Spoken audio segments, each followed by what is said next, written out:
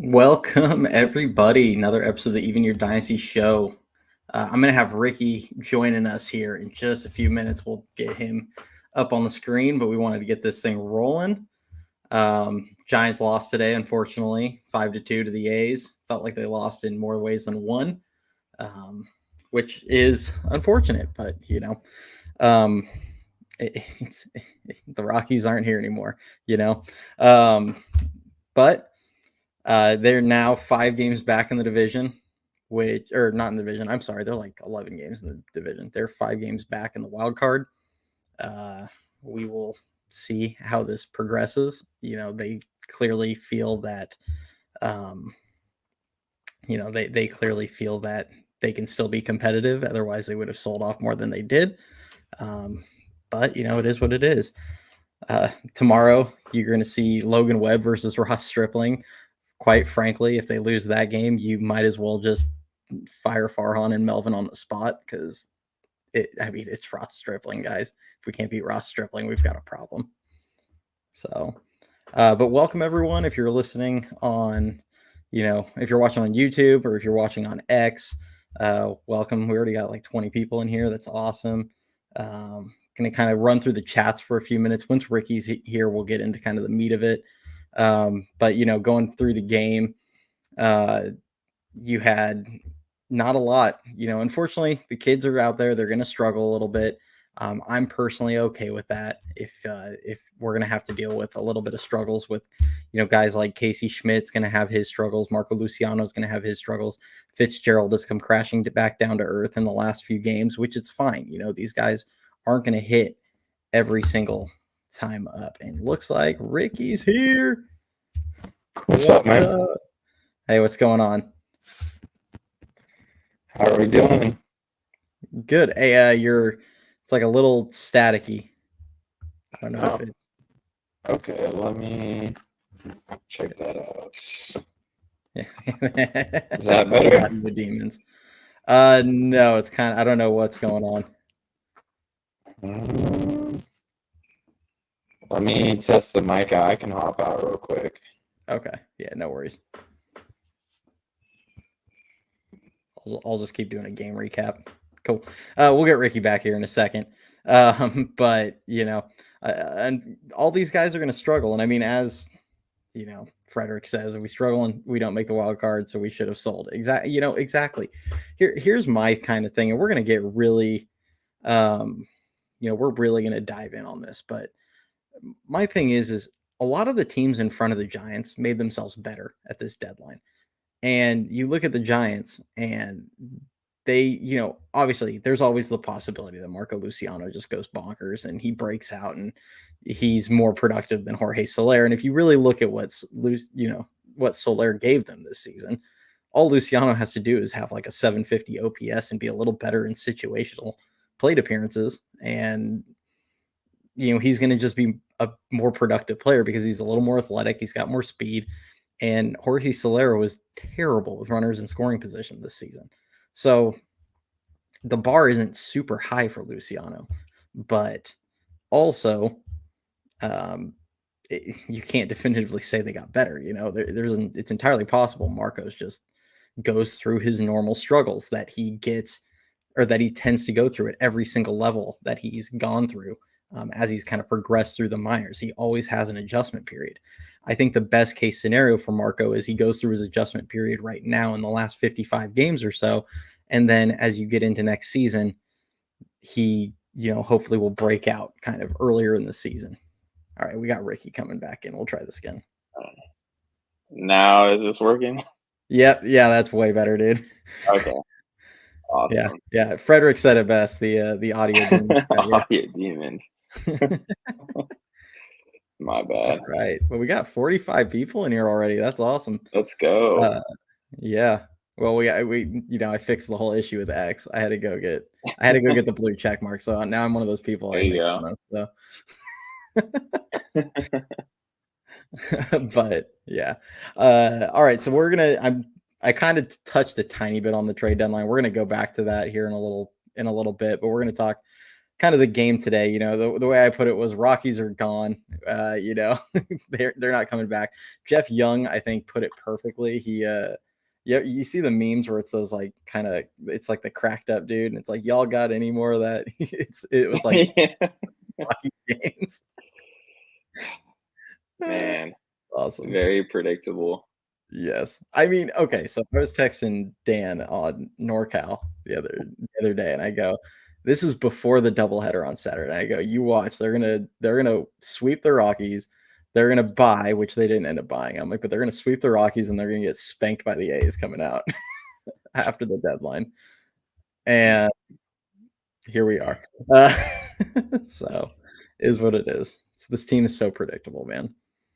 Just treading water, man. I Yeah, totally saw the A's thing coming too. I mean, hopefully tomorrow will be a little bit better with Stripling on the mound for the A's, but yeah, yeah, I would not be surprised at all. Be yeah. very 2024 Giants.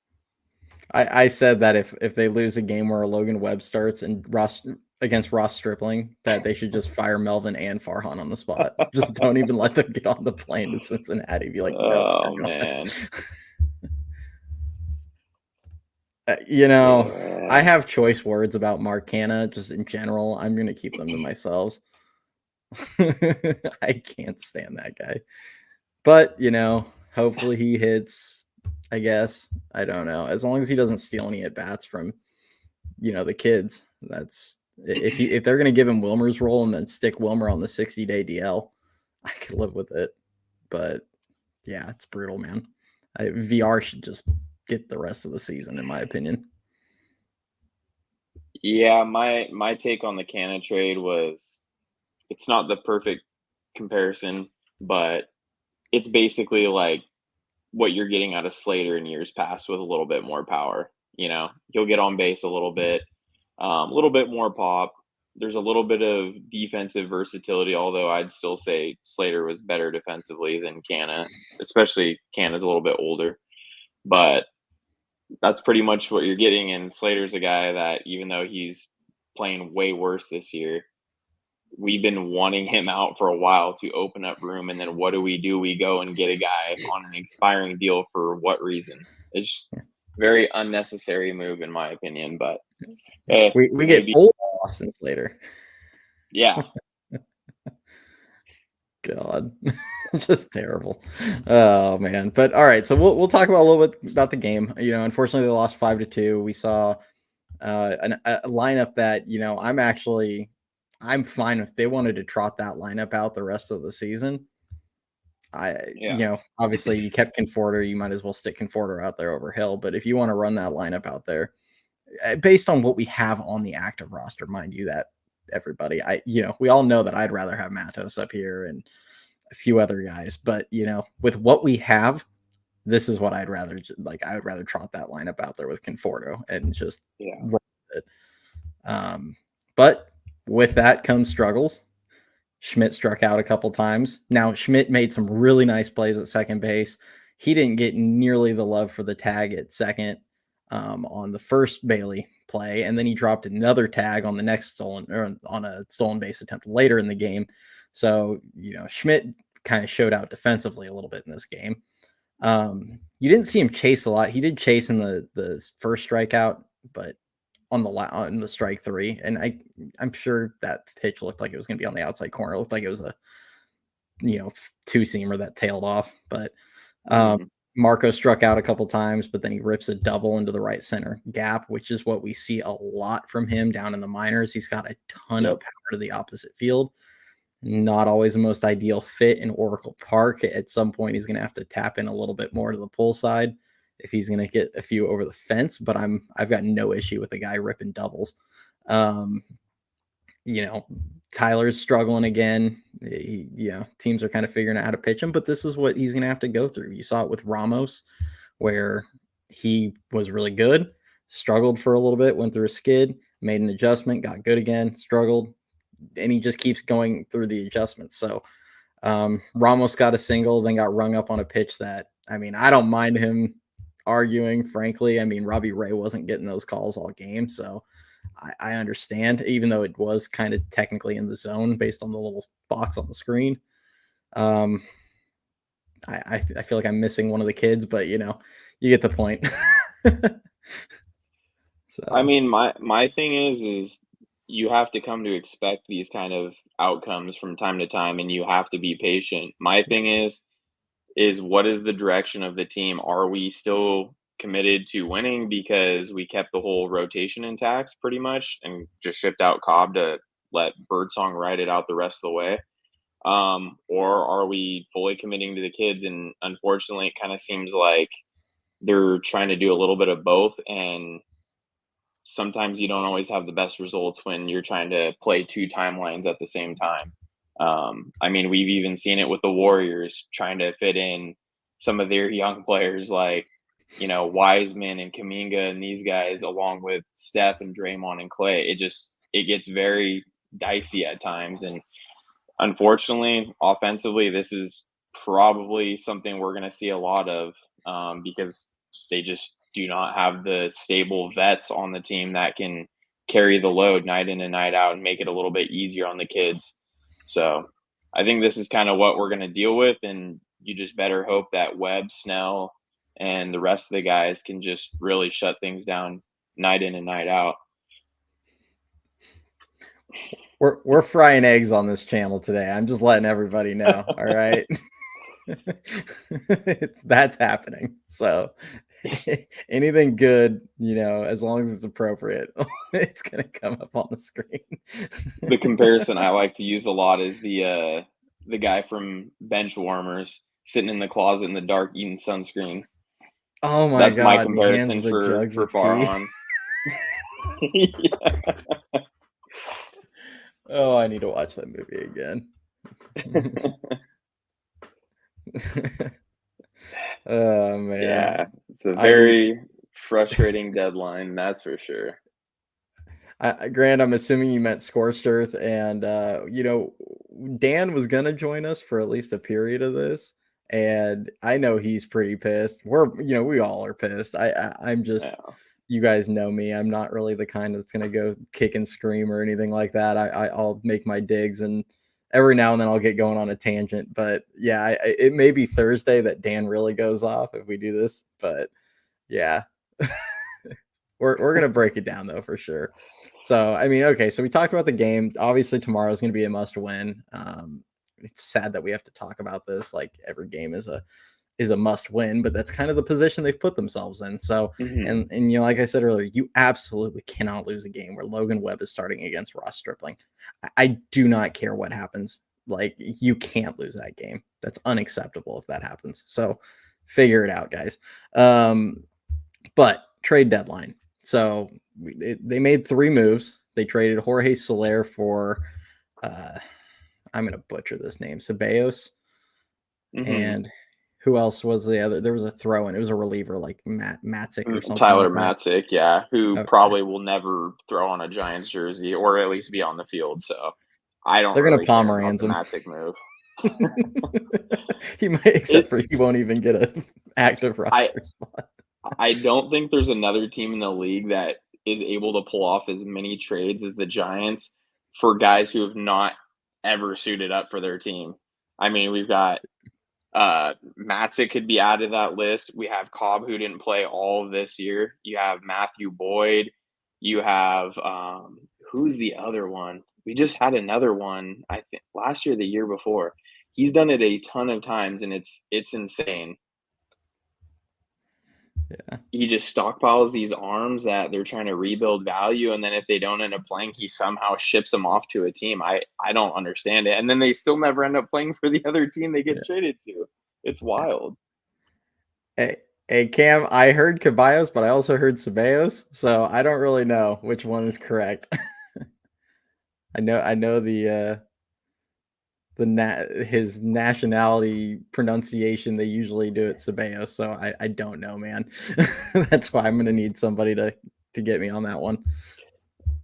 Yeah, Grant just said Trevor Rosenthal was another one. Never played for the Giants. I don't Somehow even gets remember traded. Rosenthal getting signed by the Giants. Yeah, I believe they shipped him out to the Brewers last year. Oh God. Carlos Martinez, yeah, Hey, he opted out of a deal. yeah. Did Donnie Walton actually ever play for the Giants? They've traded Yes, for him like 3 times. Okay, I couldn't yes, remember because yes. they traded for him, they got rid of him, and they traded for him again, and now he's been doing his thing in Sacramento. I see him all the time. He hit a grand slam the other day randomly, and I was like, oh, that's Donnie Walton, right on. I've seen him throw like 6 scoreless innings in the bullpen, which is hilarious. It's wild. I do specifically remember him doing one thing, and I believe it was like a game winner in Miami, and he totally pimped it. It was like a 3-run shot to right field. I Hey couldn't man, stand the guy. careered it. At the end of the day, we make fun of him, but he's gonna be able to say he hit a walk-off home run in the major leagues his whole life. So good on him. But all right, so they made the Jorge Soler deal. The idea is that it's going to free up the at bats for Marco Luciano. In practice, we've got a lot of evidence of what they'll probably do, which is you're going to see Wilmer Flores at DH or Mark Canha or Michael Conforto or whatever, and Luciano is going to get his at bats eaten into. But I'm a man that will sit there and wait until they do those things before I throw a fit about it. So I'm going to give them their chance, and we'll see what happens. The other trade, they traded Alex Cobb for what was it, Jacob Bresnahan, left-handed pitcher, 19-year-old. I like this deal. I mean, I would have understood keeping Cobb, but there is kind of it would have been difficult to keep Cobb and not have him start. Yeah. Oh, yeah. And a player to be named later. Sorry. Yeah. The Farhan special. I mean, it's right up there with cash considerations. Um, but sorry, Dan, to steal your joke, but you're not here. Sorry, bro. But yeah, so I like Bresnahan though. I'm cool with a 19-year-old electric arm to see what happens. It's a lottery ticket, Yeah. We'll see. But it does seem, it would have been difficult, in my opinion, to keep him as a bulk guy or whatever, which quite frankly, Hayden Birdsong earned the right to be starting. So Mhm. I don't mind that deal at all. And then the last trade, they traded for Mark Canha. Obviously, we've kind of talked about that. They gave up Eric for the return. They gave up Eric Silva. For those of you that don't follow the Giants farm system super closely, not ranked on their top 30. I think he might have been a year or two ago. He Left-handed was. pitcher. Left-handed pitcher. He's just nothing overly electric with his stuff. Has kind of gotten knocked around. He wasn't having a ton of success in Richmond, which is a super pitcher friendly league. So they didn't really give up anything. Now that I say that, he's going to turn into like a number 3 starter, but I will say he did start to pick it up a little bit out of the pen in Richmond. The intention was initially for him to be a starter. He was definitely somebody I kept an eye on for quite a while, and he just never produced results. He was an overslot guy that they took in the 4th round, and he was actually going to be going to UCLA, kind of like Harrison, and he bailed out of that and ended up signing with the Giants, like I said, over slot, and he just never looked like he could handle the big leagues. He does have a nice fastball, but I'm not too worried about that trade at all. yeah, He fell especially with a way off the lefty radar. pitcher. Mhm. He's a righty. Oh, I'm sorry. Am I thinking of who's the lefty in AA that I was thinking of? They I don't have know. It'll come to me. I think I had names another down person in my there. mind. That's gonna bug the hell out of me the rest of the day. But yeah, I mean, yeah, he wasn't having a. For those of you that looked at his numbers, he had like a 4 and change ERA and in AA. He wasn't doing anything in particular No, on there. no, he Too many wasn't. starters ahead of him in the Yeah. so I'm looking at the chat. Yeah, Grant, I agree. Here's the thing. So we're gonna uh, we're gonna talk the individual deals, and we're gonna talk and we're gonna talk kind of the deadline as a whole. Because if you look at the individual deals, like both the Soler deal and the um, Cobb deal, I really don't dislike in any way. Like I like both trades in a nutshell. Like if you're going to actually give Luciano the time and the at bats, and you're going to just let him go out there and struggle, all for it. That's a good trade. Cobb, if you did this deal for Cobb, that way Hayden Birdsong is going to be able to just go out there knowing he's going to start every fifth day and not be, feeling like he's got to look over his shoulder because if he has one bad start, Alex Cobb's going to take his spot. I'm all for it. Like those are good trades. The Canha one, I'm not. I can't get behind that. Sorry, but I get why they're doing it because they think they can compete. But there's like a bigger issue, and I mean I don't know if you kind of agree. Like the trades in a nutshell are fine, but it's like the bigger picture issue of the deadline. Like this team is not good enough to make the playoffs. Like I hate to say it, and I know there's people that are gonna be like, "Oh, we're only 4 games back." Well, now they're 5 games back, but we're only 4 back. And I had somebody the other day tell me, "Well, we were how many games back of the Padres in 2010?" And I'm like, they were only trailing one team, and the Padres went on a 10-game losing streak, and that's the only reason the Giants made the playoffs. So, well, at least won the division because they would have been in a playoff with Atlanta for the wild card. But they're probably not going to pass 5 teams to get into the wild card picture. Unless they win 86 or so games. I know the Padres and Diamondbacks are on pace for about 85 wins, and both of them improved. Atlanta improved. And so, I mean, we're looking at needing 86 or so wins. Well, now they need to go 33-20 the rest of the way, which is over a 600 winning percentage. So this is my issue with the team where they're currently at. It's one, you made no moves in the direction of buying and showing that you want to be aggressive. You keep referring to this third wild card, saying that we have this great rotation, the best in the league, which maybe sure, but you also have a worn out pen, and it's kind of at the point where how are you planning on making this big postseason run when you can't even get there? First off, you're kind of at the point where you pretty much need to win 2 out of 3 or 3 out of 4 in almost every series. Basically, you've kind of exhausted all of your margin for error. And another thing is you hear a lot of comparisons to past postseason runs from the Sabian regime. And I'm like, it's not even comparable. You have, I believe it was the 09 team won 88 games and didn't even make the playoffs.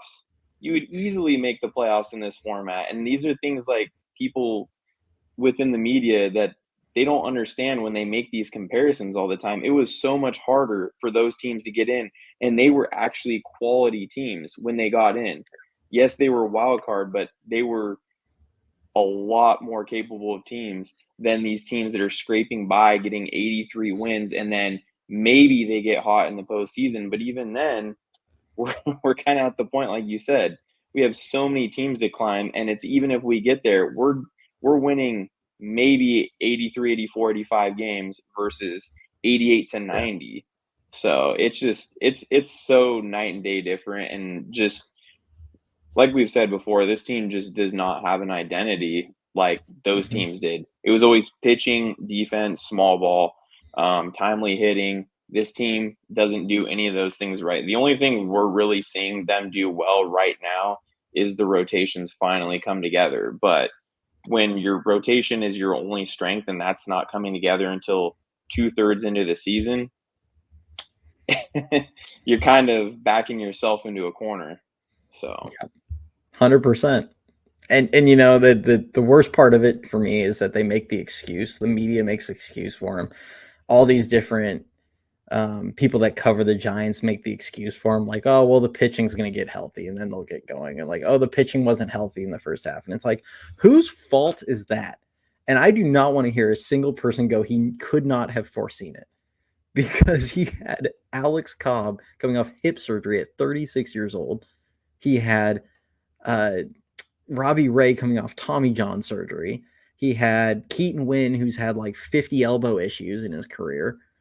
Go figure, he gets hurt. He's got Jordan Hicks and Kyle Harrison, who had never thrown more than about 100, 110 innings in a season, that were all of a sudden going to stretch them out. I mean, it just, if he Blake didn't Snell with no spring. Yeah, Blake Snell with 0 spring. Like, I mean, it doesn't take, a prophet to figure out that something was going to go wrong with that pitching staff. And yeah, great. They're back and they're, you know, hopefully doing, hopefully this rotation will do well the rest of the way. But as you mentioned, they burnt out the bullpen. Like the pen is just completely gassed now. And it's a joke that every year they don't figure this out. It's like whatever spreadsheet he's on, whatever calculations he puts in, just doesn't seem to understand that you can't burn out your pen in June. Like you can't do it and expect to compete at the end of the season. So Yeah, and it's the same thing every year. He looks at the Dodgers and says, "Hey, we can do all these openers and all these bullpen games, and we will be able to scrape by just fine." And it's like, no, dude, we do not have five big league ready arms sitting in AAA on top of a full rotation, on top of one of the best hitting teams in the league. Like, you cannot compare this team to LA. Like, it's night and day different. And it's happened time and time again under him where our pen just gets totally exhausted and you don't have the guys that you can shuffle around to where you can give some of these young guys a break. You have a few guys like Bivens that can come up, Rodriguez that can come up and come down, and that's it. But ultimately, that's not saving your pen when it's really the Rogers brothers and Walker that are carrying the load. Those guys, you don't have the luxury of throwing them on the IL or sending them down to give them a rest, like, because that's just ultimately going to hurt your team one way or another. So, yeah, yeah, Frederick, I would agree with this in moderation. yeah, Like you need to skip a guy's start or somebody gets hurt that's going to be on the 10 to 15 day, IL or whatever, and you're going to need to run a bullpen game 3 times in 2 weeks. Like I can live with that. I can't live with the once or twice every time through the rotation for months on end. Like that is unacceptable. You've got to have more starters than that.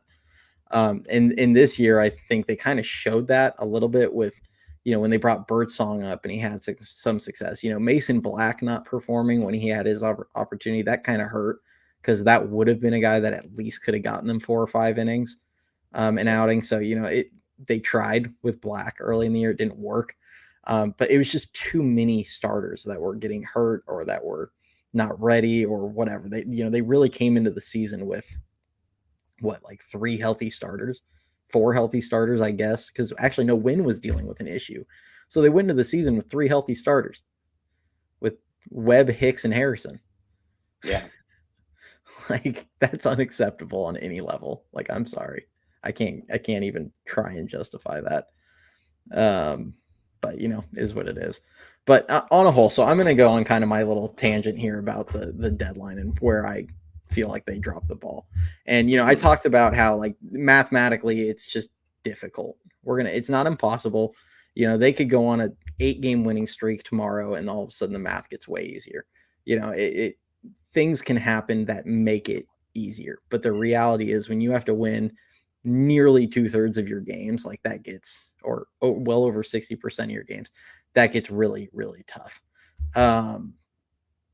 But my issue is if you're not going to try and like actively try and win, so if you're not going to go out there and you're not going to try and like go buy and go get some big time bat or multiple players, you're not going to go trade for Rengifo or him and somebody, you're not going to go try and empty the farm for Vladdy or Luis Robert Jr. If you're not going to go make these big moves to like actively try to win, then go the other direction. Like pick a direction. Like that's what we want. We want you to pick a lane. Like this straddling the middle and saying, oh, we're going to hold on to Blake Snell and Matt Chapman and Camilo Doval, who, by the way, probably could have gotten a pretty penny because Connor Norby got traded for Trevor Rogers, who is just not good. Like, when guys like that are getting moved, good prospects are getting moved for, kind of mediocre pitchers that have injury issues. What are we doing sitting on a bunch of guys that actually have value? I mean, we've got 3 or 4 relievers that probably had as much value as Trevor Rogers, including both of his brothers. So I just it pisses me off, honestly. Like just you, if you're not going to make yourself better, go sell guys like Snell and Chapman because you're clearly not trying to win. And he can't go to that press conference with a straight face and say they're actively trying to win, which is why he sits there with his little stupid giggle and all the crap that he does during his press conferences. Like it's so painful to listen to him trying. It's like he's trying to convince himself that they're trying to win. And it's like, dude, you're not. Everybody can see it. You're not trying to win. You're trying to save the owner's money and you're just trying to keep it competitive long enough into the season so people still show up. Like Yeah, that's all exactly. I'm And saying. then it basically lays the foundation for these built-in excuses that our media gives him every single year. It's, "Oh, well, ultimately, isn't the goal to compete? We're competing until, 1 week left in the season. We're still mathematically, not eliminated from the postseason." And it's like, yes, but half of the damn league can make the postseason in this format. That's what we're forgetting here. Like, I hate to go back to the Sabian era all the time, but ultimately he got crap over and over and over for when he didn't make the playoffs. But ultimately, if you go back and look at those standings in the years that they did not make the playoffs, they would have made the playoffs multiple years in a row had they had this current playoff format. So it's like, I don't want to hear the excuses. It has never been easier to make the postseason, and you still are struggling to make it with a fat payroll. And Struggling to again, be we close go, to making it. Like not even just make it. you're literally one of the bottom 3 or 4 teams in the National League consistently. Like, how is that consistent? How is that happening? Okay, I would understand if we're the Miami Marlins and we're not spending money, but we're not. Like, you have a fat payroll and you can't do anything with it. And you have had 5 years of drafting and you still can't figure out how to have an affordable team. If you're not going to spend money, you still can't even do that. So it's got to be one or the other. You got to find ways to win. Yep. Honestly, the fact that they didn't do anything to like show any kind of, and this is the other thing I'm going to get into, is the lack of vision with this front office, both short term and long term. Like in the short term, you look at the moves they're making, and you're just like, what the hell are we even doing? But I mean, in the long term, there's just clearly no vision. So I'll go down that rabbit hole in a minute. I did want to piggyback on what you said about how they would have made this playoffs multiple years. Mm-hmm. I went back and looked at one point the standings every year from 2009 to 2016, and I believe they would have made the playoffs every single season except for 2013 when they had a losing record. Mm-hmm. So we give Sabian all this crap about they could only make the playoffs every other year and blah blah blah blah blah, and it was like in the current format they would have been in basically every year except for one in like an 8-year period. So it's just he had it so much harder and he made it. They still made the playoffs like almost half of the seasons or over half the seasons. I think he was running the club. Yeah. Because they made it a bunch in like the early 2000s. I think in the late 90s they made it a few times, but I'd have to go back and look. So it's so irritating. It's like you said, never been easier. But uh Kifanov, I may butcher that, but the expectations are so low and they still fail to get a third wild card. The only good news with them is not selling and missing the playoffs. If Farhan will certainly be fired.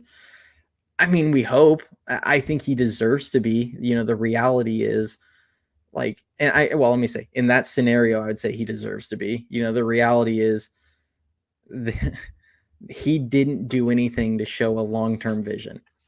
If he would have sold and gotten some premium prospects back, whether that meant paying down some of Snell's deal or moving Camilo Doval or, whatever the case may be. If he would have done something to show any kind of long-term vision with the club, I could have justified, even if they missed the playoffs, you could have made a justification for, keeping him for one more season. Now, I would have been giving him an ultimatum in 2025 saying, all right, dude, it's got to be the product on the field. Like, you got to win or you're gone. But I could have at least seen a justification if he did that.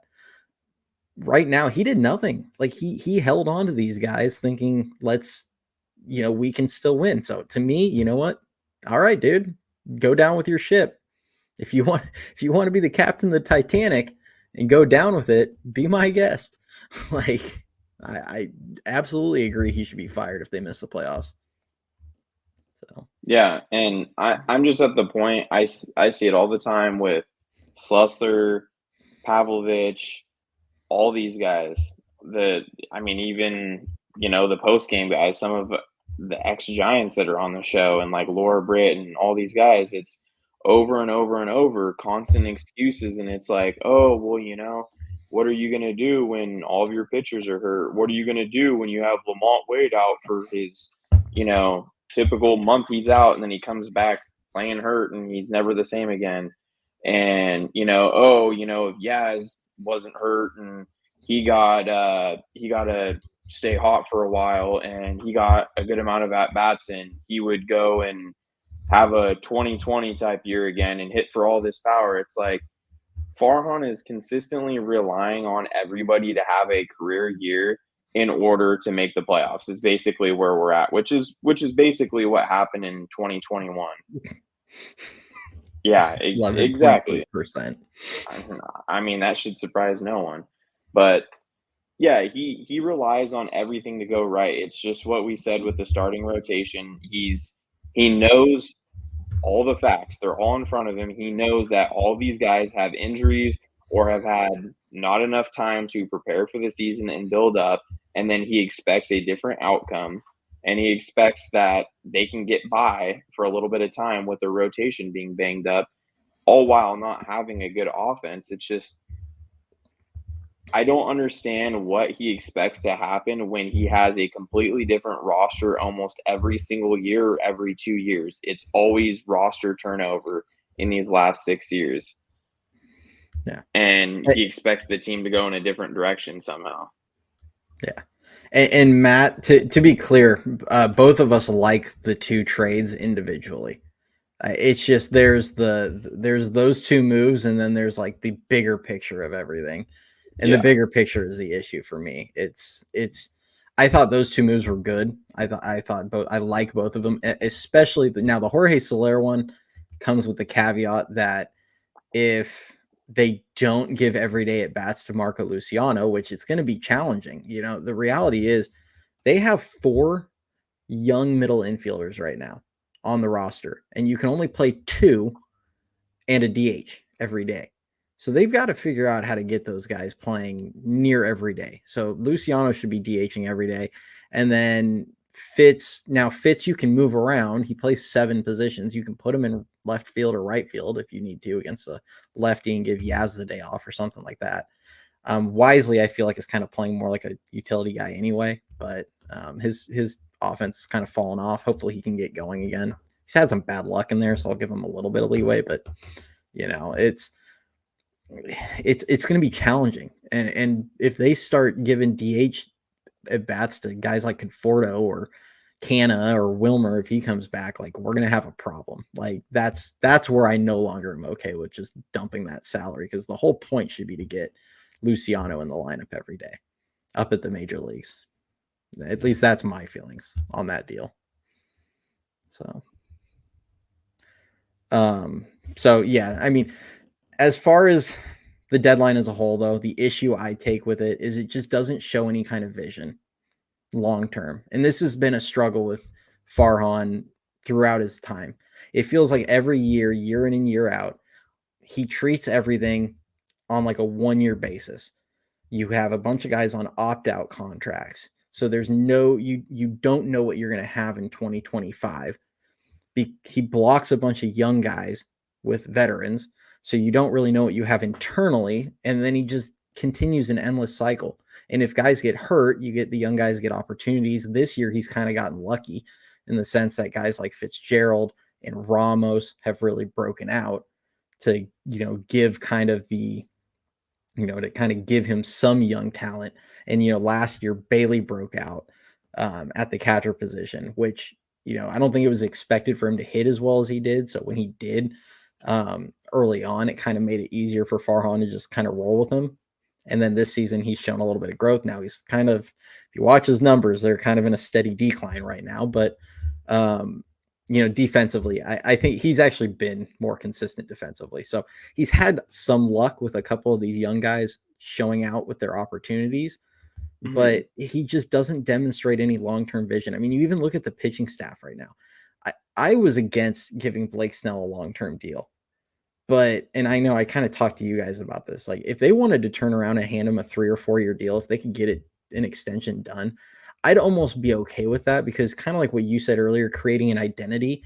Like if you want to create an identity that we're going to have this rock solid pitching staff, healthy from day one, hopefully, but healthy from day one, where we're going to go into the season with Webb, Snell, Ray, Harrison, and Birdsong next season, and focus on having really good pitching for the next 3-4 years or whatever, and then right when you're going to have to start thinking about paying guys like Harrison and Birdsong, Snell's contract will come off the books, Harrison's contract, or Webb's contract will be off the books, which Webb might be young enough that you're looking to re-sign him, but that's at least showing vision. That's showing like this is where I want the team to head, this is what we're going to build around. But when you're doing these constant opt-outs and things like that, you just don't know what you're going to have next year. Right now, we don't know if Matt Chapman's going to be here next season. Yeah. So my argument's been figure out what you have in Casey Schmidt before you commit long-term to Matt Chapman. Because what happens if you give Matt Chapman all this money and then all of a sudden Casey Schmidt looks like a baller and you're like, well, cool, we could have been paying that guy $800,000 and, maybe gotten several other good players in free agency. Like, this is just, Grant, I love you, man. But yeah, this is the problem. There's just zero long-term vision with this front office. And I just don't see, it just feels like they're constantly throwing crap at a wall and just seeing what sticks.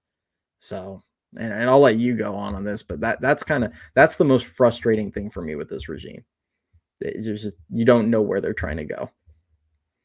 When you try to turn over a roster every year, every 2 years, you cannot possibly create an identity on a team. And it also really makes it hard to develop guys at the big league level when you have these guys that start piling up for the first time down in Sacramento, and you have these guys like Luciano, Mato, Schmidt, etc., more on the position player front. It makes it really hard to develop guys because you constantly don't know what direction to take your team in. You don't know if you're like right now, you don't know if you're building for the future, or you don't know if you're going to have guys like Chapman and some of these other guys around. So it makes it a lot harder to make these decisions on trading these guys. So every year you go into the year trying to find an identity and figure out what direction your team's going to go in every single year. And you have to constantly figure that out on the fly to start every season. And it's like, from the president down to the GM down to the manager, it makes it really difficult to manage a team when you can't set roles ahead of time, because you're not just adding pieces to fill into your roster to build towards something better. You're constantly filling in the gaps, and you're having to be a lot more desperate, especially in free agency, when you're filling in gaps every year, because you're like, oh, well, shit, what do I do here? Chapman just opted out and signed with, say, the Yankees. What do I do now? Yeah. Okay, do I go with Schmidt, or do I go and sign a Renhefo for 2 years on a short little deal? And it's like every year we're just playing things year by year by year, and it's impossible to find a direction and build a consistent winner when you build your team out like that. Yeah. And here, and if they do, let's say by some act of God, they do make the playoffs this season. It's like, great, we made the playoffs. And guess what? In 2025, we're going to be scrambling for guys at like 4 different positions, multiple spots in the rotation. And it's going to be the same story. And then he's going to be just throwing a bunch of crap at the wall. Like you said, it's going to be Rengifo or whatever. And because, to answer your question, I know it's kind of rhetorical, but to answer your question, we know what Farhan's going to do there. It ain't going to be the young guy. It's going to Yeah. be some guy that they hope gets hurt. That way they get a month look at a player that they can decide then. So And it's like is what my it thing is. is if you are signing these guys like Chapman to these short-term deals with all these opt-outs and these different options in them, you need to have somebody waiting in the wings to fill those spots instead of going year by year. It's like going and buying a car. Are you going to invest in a car long term, or are you going to go and lease a car every single year and you don't know what you're going to get? Some years you might like that car, and other years you might freaking hate it, and that's basically how he's operating. At some point, something has to give. We're 6 years in, and it's the same thing. So Yeah. I just like you said, I can't see the direction. I don't understand what the plan is. It just feels like there really isn't one.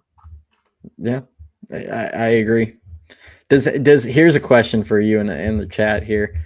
Is there yeah, Mark's got the identity.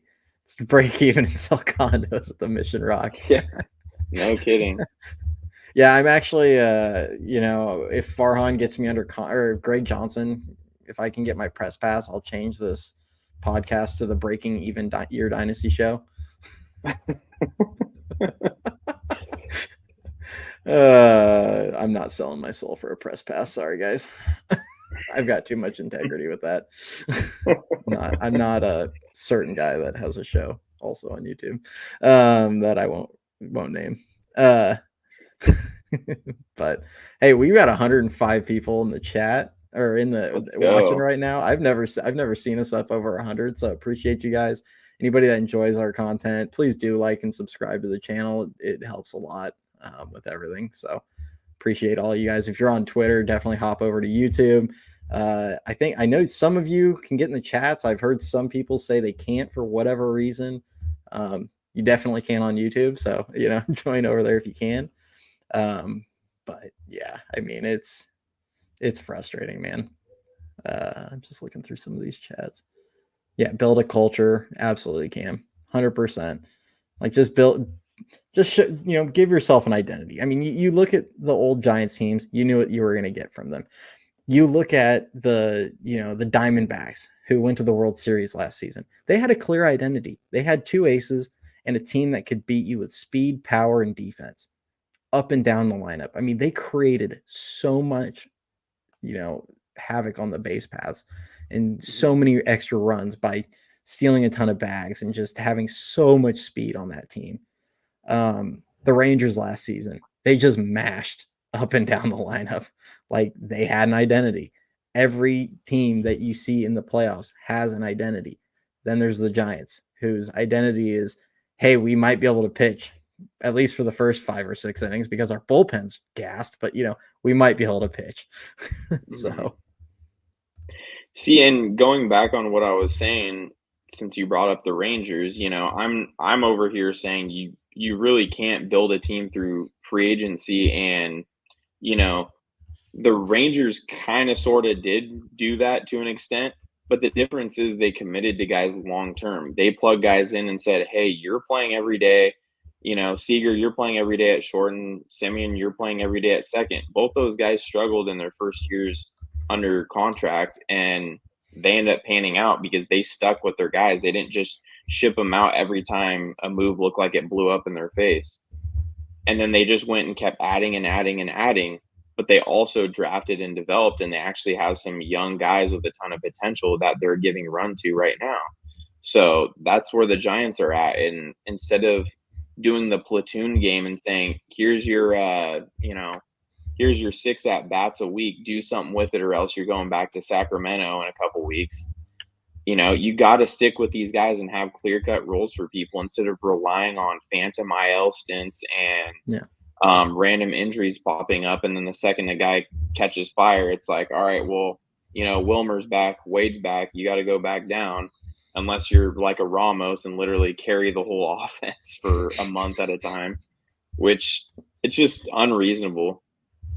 yeah.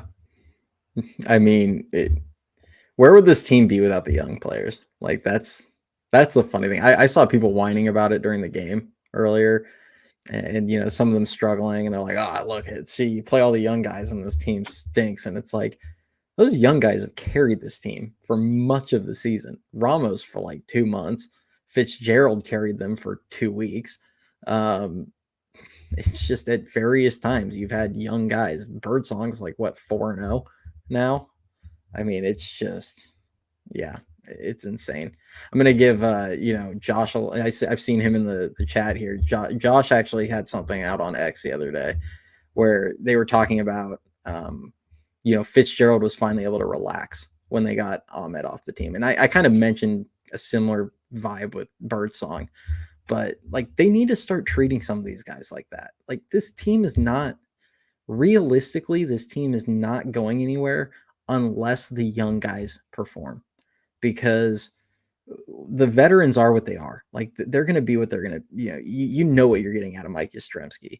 And that's a streaky hitter that is going to be unplayable at sometimes at the plate, and other times he gets hot. Like he had his nice little, hot streak going, and he's actually hitting lefties this year, which good for him. Which so is Conforto, who they Yeah, seemingly refuse to reverse play against a splits. left-hander, even though his lefty splits are really good right now. Is what it is. But like we know what we're getting out of those guys. Chapman, he's going to carry the offense for a period of time, and then he's going to struggle for a month. That's just that's what he is. But you have guys like Luciano, Schmidt. We saw what Schmidt could do for 2 weeks last season, where he randomly just goes bonkers. He's done that in AAA a few times. Luciano's coming off of one of his little homer happy weeks, or a couple weeks now. He hit 6 home runs in July, something like that. So I mean, we know what Luciano can go on these runs. We just saw Fitz go on one of the craziest runs we've seen. Ramos has gone on some tears. It's like you're going to go as far as the kids take you.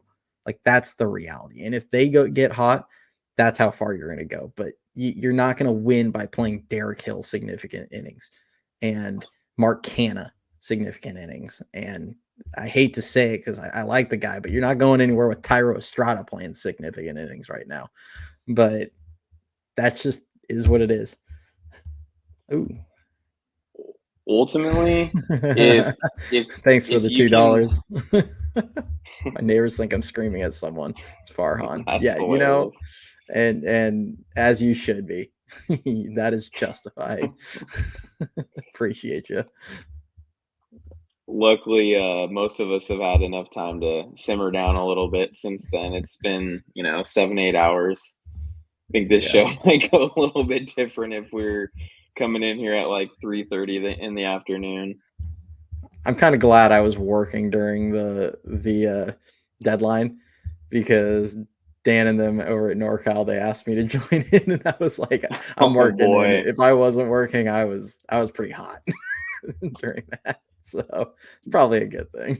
You already brought it up. The only one that really would have got to me on a live is when I saw the Norby trade. That really pissed me off.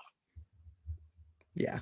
I'm like, you have officially run out of excuses saying that you cannot get a high quality prospect for anything on this team. If Trevor Rogers can fetch not one, but two solid young players from the Orioles, unreal. Hey, Frederick, you know what? Norby is struggling in his 30 at bats, 35 at bats, maybe. I don't even know what he's at now. He was at like 28 the other day, I think, when I saw him. We don't know what he is, man. Like we don't know. I'm not judging. Elliot Ramos had 82 at bats before this season. Let's put it Just this think he way. was mid. Name one Giants hitting prospect in the upper levels that had better production than Norby.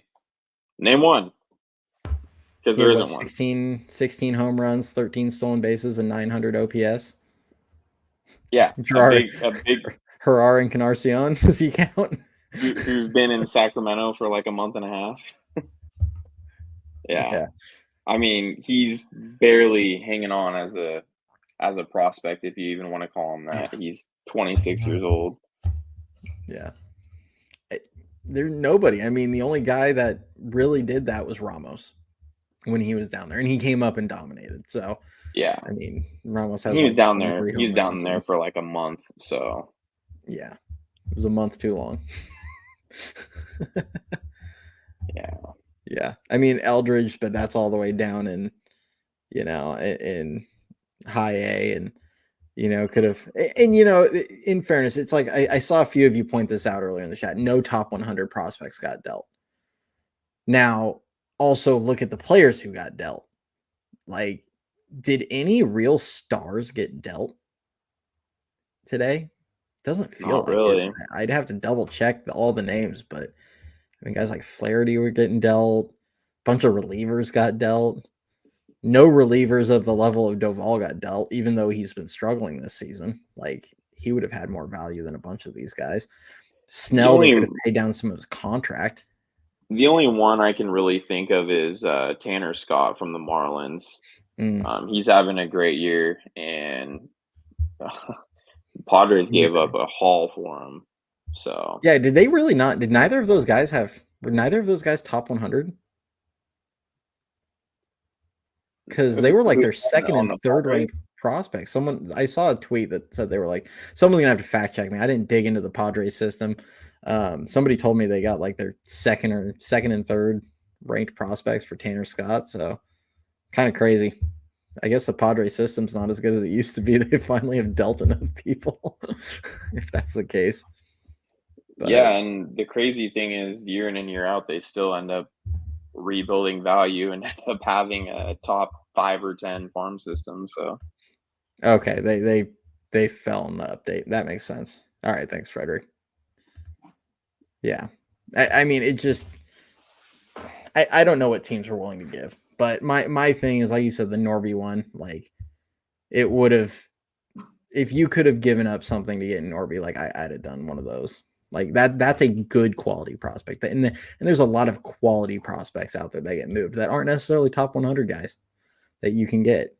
So kind of is what it is. How did the Giants lose to the A's? Because the A's can hit. Like, they mash, man. They mash, and Robbie Ray is going to be rusty. Like, he's going to go through ups and downs this season. He's always kind of been a little bit vulnerable to it because he's really just a fastball slider guy, and it happens. But um, we're expecting a guy coming off Tommy John to be sharp right out the gate every outing. Like, that's just not going to happen. Like, this is going to happen. He might put together 2 good ones and a bad one, or it might be like 1 good one, 2 bad ones. Like, it's going to be an adjustment period. And this is why I think there's virtually zero chance that he would even consider opting out of his contract. So at the end of the year, I think he'll be good next season. Like, I do. I have a lot of faith that he'll be a good pitcher next season. Yeah. And going back to George's comment, no way Snell gets those 2 prospects. The Orioles were not offering I think Basayo and Field. Bradfield. Yeah. But my thing is yeah, maybe not those 2. I would agree with that. But you throw in Tyler Rogers or his brother, and you got a very good chance you could get 2 guys like that, or maybe a Basayo and a little bit lower ranked guy like Beavers even, who's not far off from those guys. So I mean, I definitely think it's possible when you look at the Trevor Rogers trade. I mean, they gave up 2 quality players for a very mediocre pitcher who hasn't been good, to be quite honest, in 3 seasons. Trevor Rogers has not been a good pitcher since 2021. Just look at his numbers. That was a wild trade. Yeah. And I honestly don't know the reasoning behind that other than he's under team control for another 2 seasons. But me personally, I'm like, I don't know why the Orioles want to just try to bring back Jack Flaherty at that point and hope he rebuilt his value like he did in Detroit. Because they had him last year.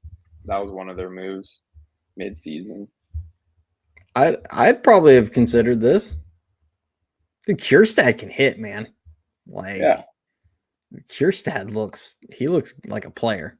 And Giants don't, I mean, we have a lot of outfielders we've drafted. We've had a lot of guys we have hopes for. Kierstad's in the majors at 25 years old doing it. And that's why we've really hammered trying to get a deal done with the Orioles. So many of their guys are scratching the surface or are in the big leagues already. Kierstad's not in their top prospect list anymore. He's graduated beyond that. But you look at a guy like him, you have Norby, you have Kauser. They have so many different guys you can pick from, and they have so much depth in their system and at the big league level that it would have been a lot easier to bring back some talent from a team like Baltimore. This would have been bold, and I would have been like, this could have been a Matt Williams trade. Like that could have been a, we hear about how they weren't offering these guys for other players, but the reality is, like, you give the Orioles the opportunity to get a cost controlled pitcher. It's a front end pitcher. I mean, I still think Webb's ideally your number two, but you give them a guy that's on the front of the rotation who has some, he has some tape of some big game pitching back in 2021. And he's very, contract is very team friendly. Plus a young former all-star closer that's not going to be very expensive for at least a couple of years.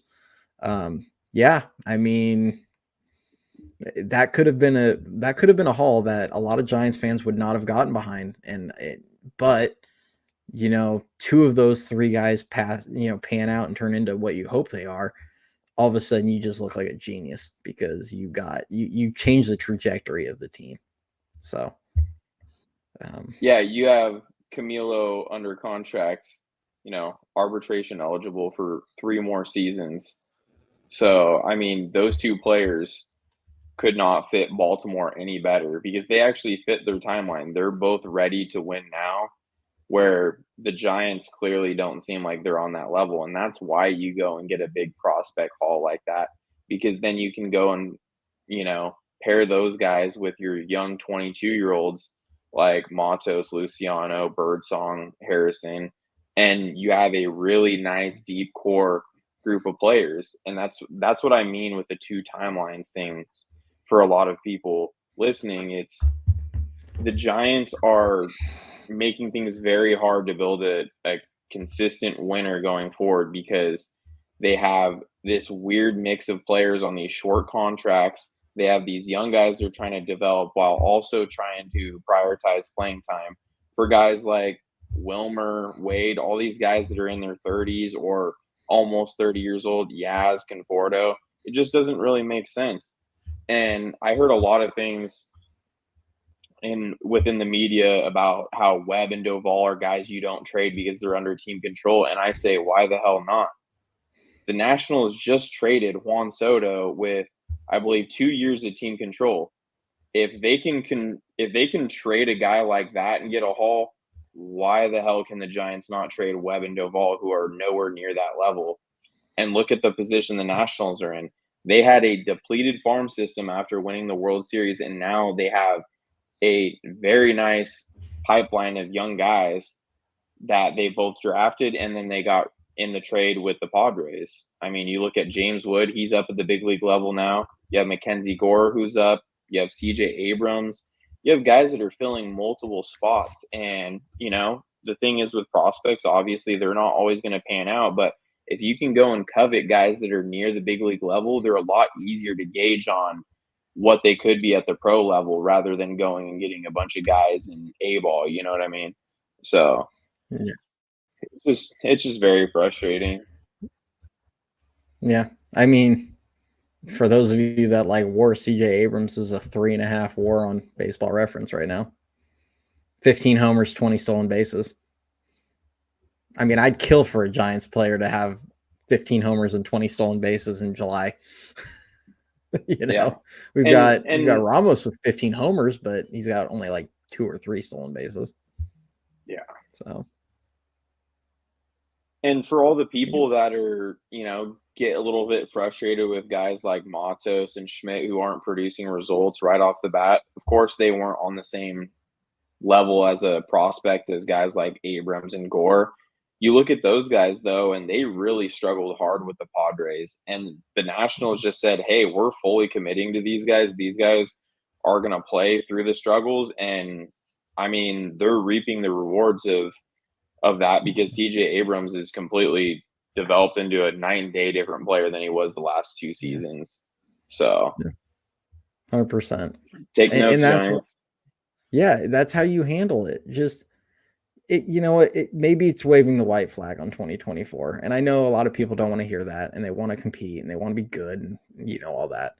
But to me, like, I don't just want to make a third wild card in 2024 and then scramble next season and then try to make a push for a third wild card in 2025 and then scramble the following off season and then just continue this cycle. Like, I want a team that's going to go out there and you feel confident is going to win 90 plus games every season. I want a team that's going to be a sustained winner. Like, we make fun of the Dodgers for only having their one half of a championship in 2020, but they've won the division 11 out of 12 times. And the one time they didn't win the division, they won 106 games. Like, every year they are going to be there at the end of the season, and it's not changing anytime soon. Like, they know that that's going to be the case. And again, like I said, we can make fun of the World Series titles. They've obviously fallen up short there, but again, like, I want a team that's going to be a sustained winner. I want a team that every year we know the Giants are going to be in the playoffs at the end of the year, even if they don't win the division. Like, we know they're going to be like the first or second wild card team, and they're going to hopefully, they'll have the pitching to compete in a short series, and things like that. Like, we want that, and if that means taking a couple steps back, playing the kids the rest of the way, so you can have an actual real internal evaluation of what we have, before we go attack next offseason, like, do it.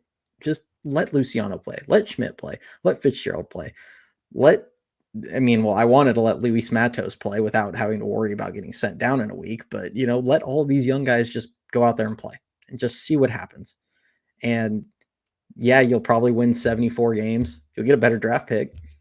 Only whoever the president is at the time of next year's draft, they'll have a better draft pick, and you'll know what you have. And I don't think this team's going to be that far off next season. I do genuinely think with the pitching in place, even if Snell's gone, with Webb, Ray, Harrison, and Birdsong, those four guys, and then I'm sure they're probably going to let Hicks at least start the season as a starter, but you've got guys like Wisenhunt that'll hopefully be ready sooner than later. There's a couple other young starters down there with Ragsdale. Ragsdale's not super young, but Ragsdale and Seymour.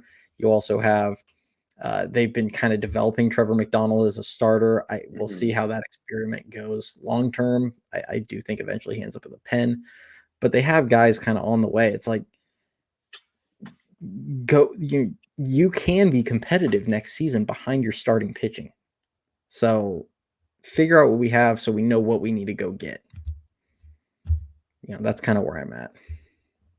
Yeah, and I think this is one of those topics where the segment of Giants fans that are very pro Farhan and the segment of Giants fans that are very against Farhan can kind of meet in the middle and agree that the ultimate goal for us is to build a consistent winner. So why can't we just all come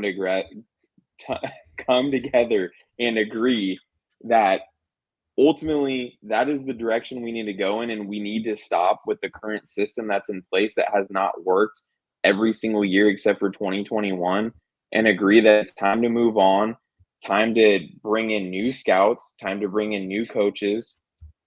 Who the hell's pro Farhan? Go on X and scroll through. They exist. Just Giants. They hang on every word. You will find plenty of them. Believe me, I see it nonstop.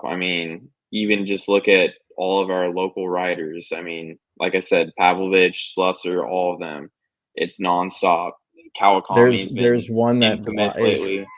I was gonna say there's one that's block happy. That is definitely pro Farhan. Kawakami's favorite thing to say, and this isn't just for Giants fans, this is Warriors and Niners as well. He likes to say, "You are angry," in all caps, and that's his argument every time if you have anything negative to say about Farhan. So believe me, just scroll through X for a little bit, you'll find it. I've heard rumors that if you tell Tim Kawakami that that the janitor at your local YMCA, you'll get banned by him. What? That's what Dan said to him. And he banned him or blocked him or whatever on X. That's wild. Yeah. I'm Watching, I love convinced you, man. Kawakami just loves looking at X and getting very angry and like flexing on people with like 10 followers on X. Like I don't understand it. I I don't either, man. It's honestly it's kind of sad, but it's also kind of funny in a way where it's just like he'll put stuff on there where he's just like he like wants to feel smarter and then he won't let a counter argument. He'll just hate that you disagreed with him and then he's like blocked. And it's like, all right, dude. Uh Yeah, I no, I don't think it's Pavs. It's Tim Kawakami. Although Pavs, hey, you know what? Pavlovich gives it back to people, and I can appreciate that. Like he doesn't, as yeah, far I as I know, mean, he doesn't block him. So hey, credit to him. I don't think so. Yeah, I mean, Yeah, good so for I him. mean, that's kind of where I'm at with the team. I think all these fans that are fighting back and forth with each other just need to understand that that's where Giants fans are coming from. Like, you can't possibly tell me, even if you're a fan of Farhan, that you can possibly be content and happy with the same group of players that he's putting out every single year and saying that's just fine. Like, he's doing a good job with what he's working with, or the very tired, tone deaf excuses that, oh, well, it's ownership's fault. And it's like, how far can we take that? You can't tell me that they have a gun pointed to the back of his head and are telling him everything to do. Why would they be paying him if they were just telling him everything to do? At the end of the day, they're paying the man to do a job. You can't tell me that they're controlling everything. Yes, money wise, maybe so, but at the end of the day, they have a top 10 payroll. Yeah, So it's like, how far are we going to take that excuse? And do we really think they're telling him what to do with personnel? I don't think so. Are they yeah. telling him, "Oh yeah, Farhan, make sure you use an opener today. We really like, those openers." We, It's like I don't think that's how that's working, guys.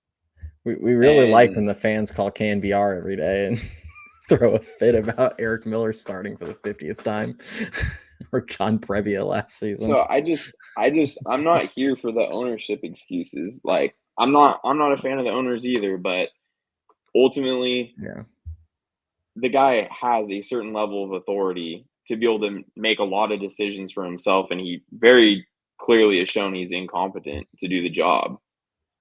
He could be good at a lower yeah. level and be in a GM position, maybe with somebody more knowledgeable from a baseball standpoint above him, but you cannot have a guy at his level just purely reliant on analytics.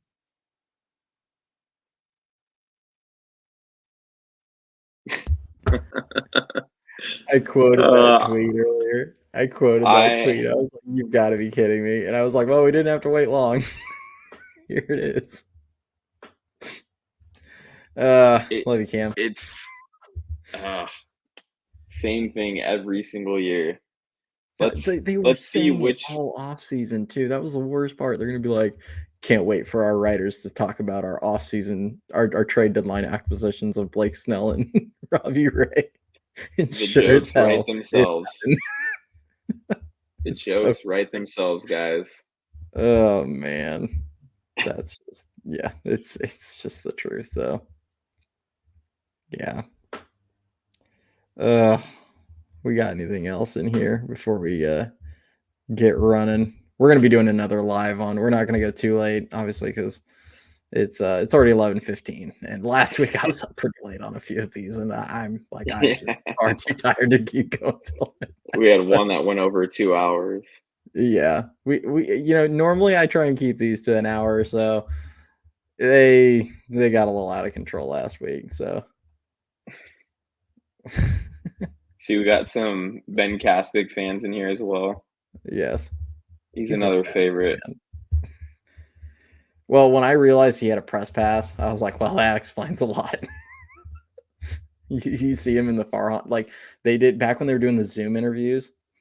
Farhan would like zoom out, like, or it would like cut to when one of the people would be talking, one of the reporters. It would like show the reporter screen where it had like all the different like names, and I saw him on there, and I was like, that explains a lot. I'm convinced he doesn't even ask Farhan questions. I'm convinced they just I don't nerd think he out in does. an office in the back and just exchange numbers. And he goes, "This is what I would do." This is what Wade's WOBA is for the Yeah, past 2 months. Start him tonight. yeah.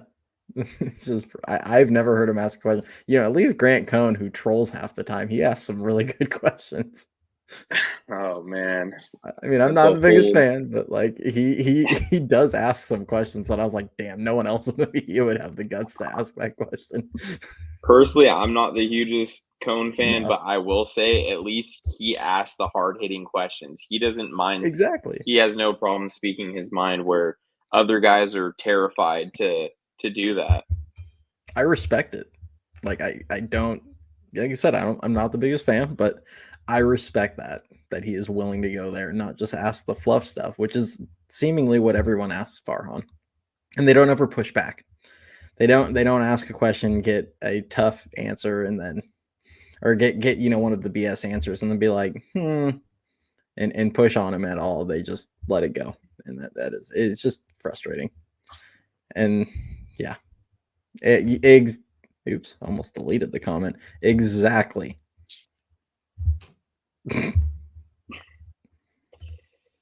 They'd never get near Yeah, this pass. I'd ask that's I'd ask some questions that are they would not like.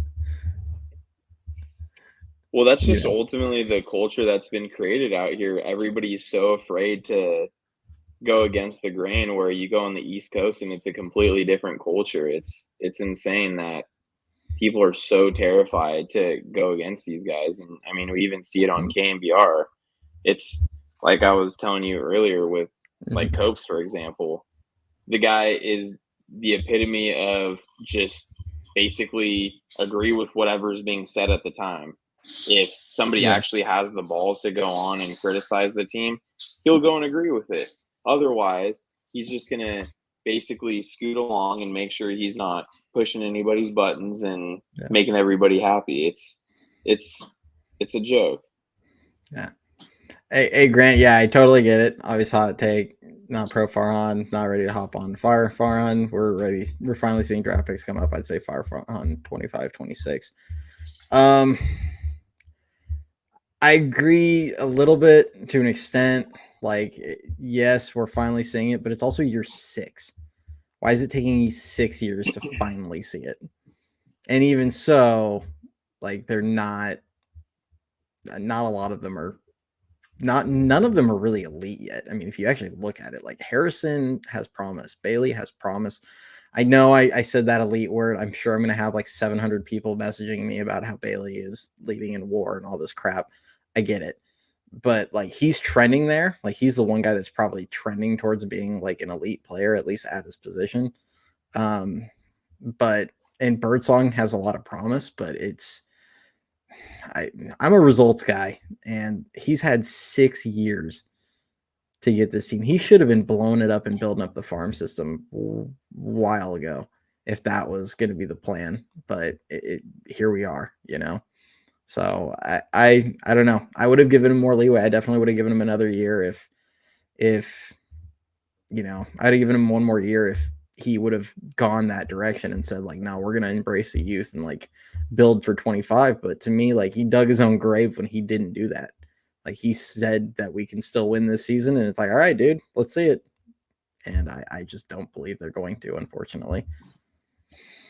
Look at it this way, Grant. If you draft somebody in year one of your regime and they take 5 to 6 years to scratch the surface of the big leagues and even start to actually have consistent at bats or are actually pitching consistently at the big league level, something has probably gone pretty wrong in their development or they had a very significant injury. Typically, if you're drafting college players, you should be expecting them a hell of a lot sooner, at least scratching the surface, let alone making an impact at this level. And we're barely now seeing a handful of guys that he brought up. Bailey being one of them, he's actually a regular. And you've only got a handful of others. Harrison, you can throw in there. He's been up all season. There's only a handful of guys right now. So it's Yeah. 6 years is just way too long. And the thing is, like a lot of people have said, me and Cody are actually a little bit more supportive of the farm system than a lot of other people because we actually do follow these guys pretty closely. But like most people have said, he has not really shown that he can bring in impact players. Like we have a handful of guys that look like they have a ton of potential with Birdsong and Harrison and obviously Bailey looks like he's going to be a solid pro, but it's like outside of that, you don't really have much. Eldridge looks like the closest thing to possibly his first impact bat. And when is Eldridge going to come up? Probably past that timeline, even you're giving him Grant. So Yeah. maybe 2026, hopefully. Yeah. So I'm like, I think that's 7 best case. years, 7 years for an impact bat. That's crazy. Yeah. And And Ramos wasn't even his pick. Neither was no, Luciano if he gets going. Like it's just no, you can give a little bit he's of gotten credit. some good prospects. Like he's had a few guys that, Yeah. but even a blind squirrel finds a nut sometimes. Like it's gonna happen. It's been 6 years, and it's just I don't like we've said. I don't see a vision. I don't see a direction. I don't see immediate impact players coming through AAA. We kind of had a handful of these guys.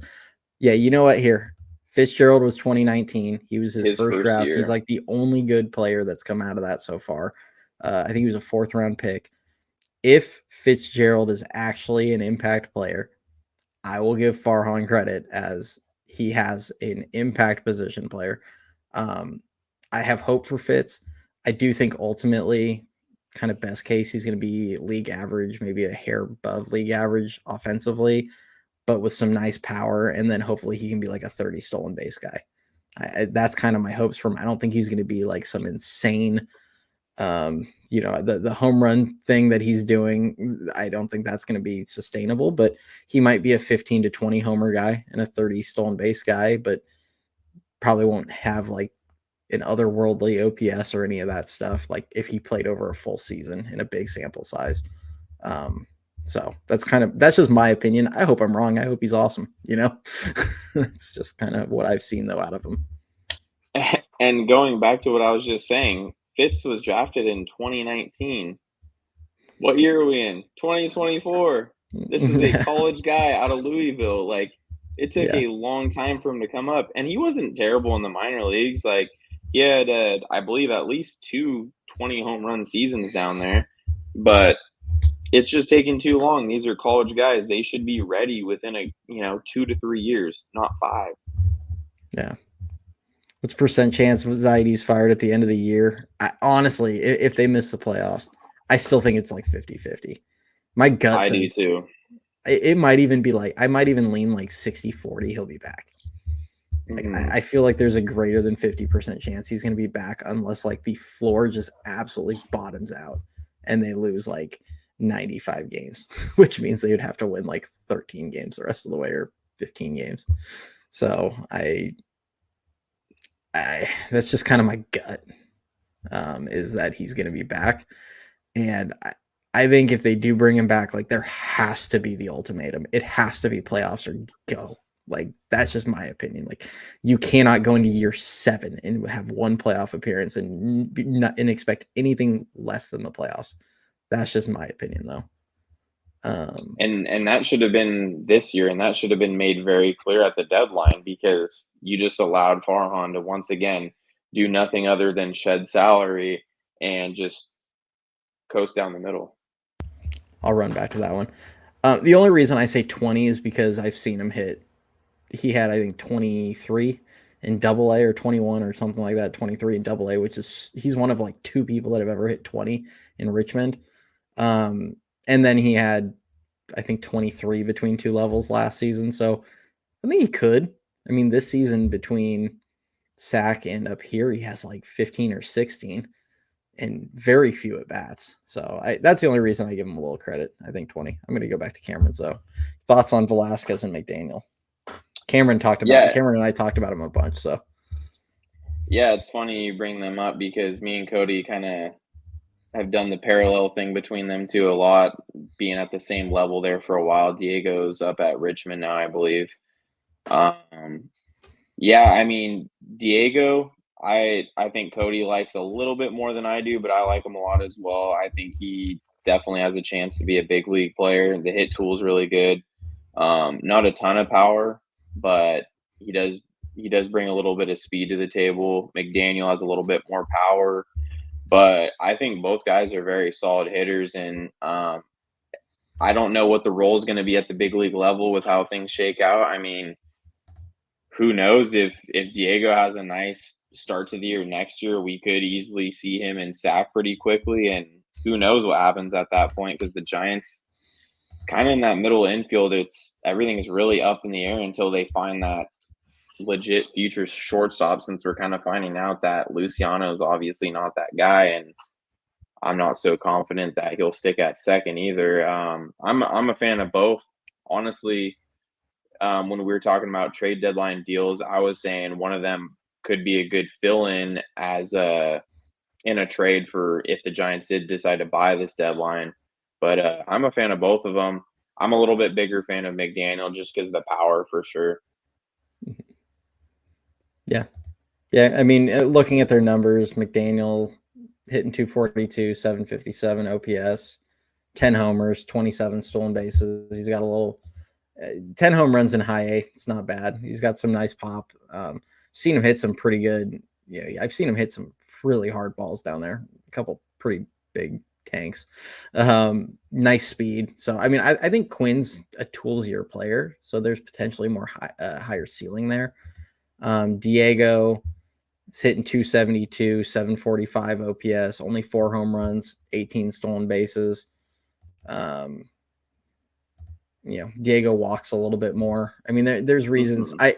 I like the defense for Diego, and I'm sorry, Quinn walks a little more. I like the defense for Diego, and I like the fact that he just hits. Like that's what I like out of him.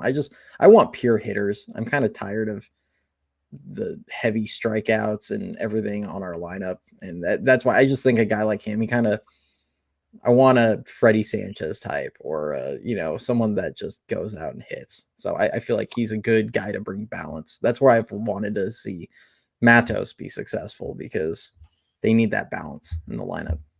But I like them both, for sure. I would like McDaniel in more of like a leadoff role and having Diego in more of a 2 hole. I think Diego is like perfect for that role. I think that would be pretty exciting, but we'll have to see how everything plays out with him in Richmond. Yeah. A couple of these I'm going to run through. Yeah. I mean, Grant, part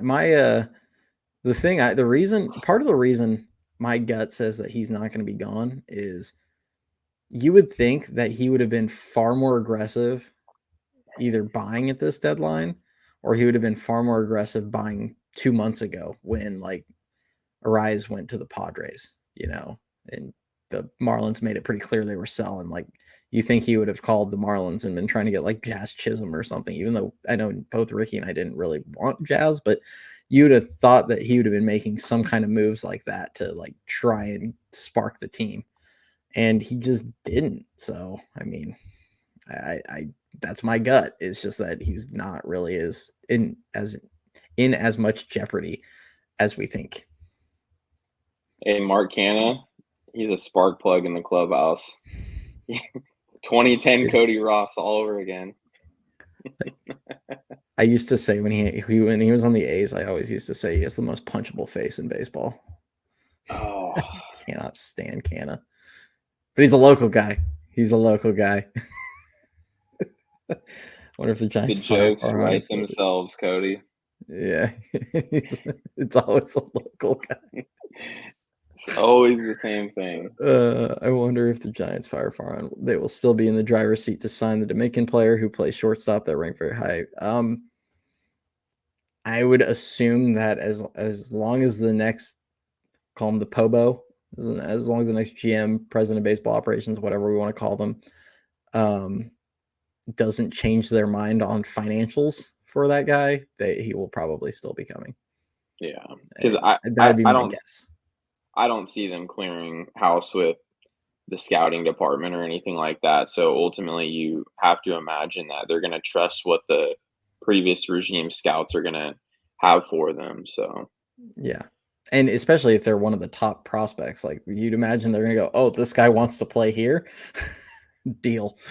Like I just don't see that being something, because even if they're a Exactly. ways away, if they're not as good as you think that they're going to be, but if they can at least like come in and play well in the lower levels because they're ranked so highly, they are going to, if they do perform right away in the complex leagues and Dominican summer leagues and all that, as soon as they get to single A, if they're playing well, those guys are going to be ranked like already on the top 100.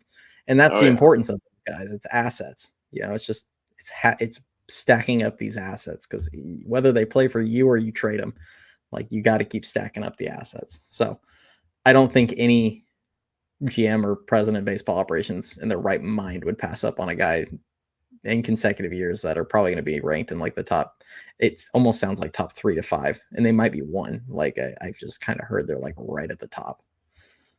So, but yeah, I think it's probably good. It doesn't look like we've really got too much left. I think we caught up on everything. We'll definitely be doing a live on Thursday, I think is the plan. We're going to do one for the off day. We'll just talk a little more. I'm going to let Dan go on his rant because I'm sure he was kind of bummed that he wasn't able to join do that. But so we'll circle back on this probably on Thursday. But I appreciate everyone for joining. Again, for anybody that's not, please do subscribe to the channel. Appreciate it. We cleared 600 the other day, which was pretty awesome. Hoping to hit 700 before the end of the season is kind of the goal. Maybe higher. We'll see. But it's pretty crazy how quickly this has grown. I didn't really expect it to go this fast. Awesome. Last one, I guess. Do we know far? I would assume it did, but I honestly don't know. I mean, I would love it for it to not have been signed by ownership, but I'd assume it did by now. I think that comment got taken a little out of context because the last thing I saw from ownership was that um, everything was basically as good as done. The only thing is, he said somebody still had to sign off on it. There was like a signature that hadn't been done yet, so it wasn't officially done, and that was pretty Yeah. much it. And nothing else got reported on that. So I think that comment just got taken out of context a little bit because that's definitely something a reporter would have brought up by now. So I can't imagine they had everything written up and then they're just like, all right, let's rip that up. Farhan just signed a bunch of people. We're gonna go back on that, and he's gonna be kicked to the curb once the season ends. Yeah. I think it would have been like Ricky said. I think it would have been more of a story by now. I think one of the reporters would have picked up on this, and it would be bigger story than so. All right. Well, we'll call it there. Appreciate everyone. Like I said, we'll be back Thursday. The plan right now for me is I'm going to attempt to pump out that minor league video tomorrow morning. I'll do my best to get that out for you guys at some point. And then I think I'm going to be joining the NorCal guys tomorrow night, at least for a brief thing to talk about the minor league guys. I might not stay up super late depending on the game and everything tomorrow. And then we'll get back at this on Thursday for a live, and hopefully Dan's part comes in so he can join. So, all right, take it easy, everyone. Appreciate you guys. All right, thanks, guys.